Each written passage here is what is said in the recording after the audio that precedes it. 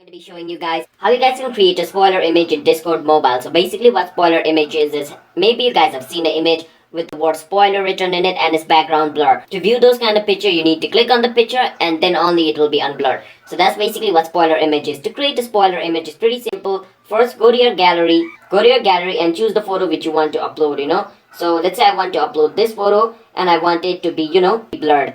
So basically what I can do is rename it. So what I'm going to do is I'm going to first rename this photo over here. So I'm going to go to my file and rename this photo. So what I have to rename this photo into is, when you're renaming the photo, basically what you want to rename it in, you have to write SPOILER spoiler underscore at the beginning. Now you need to write this spoiler underscore and it has to be all in capital letter, okay? If you want to add a spoiler image in Discord. After renaming it into spoiler underscore, you can add whatever name you want in the back.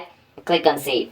Now after you do that, basically you can go to the photo which you want to send to Discord. So this is the photo which I want. Basically I can click on send and I'm going to choose Discord from over here Discord. I'm going to click on Discord.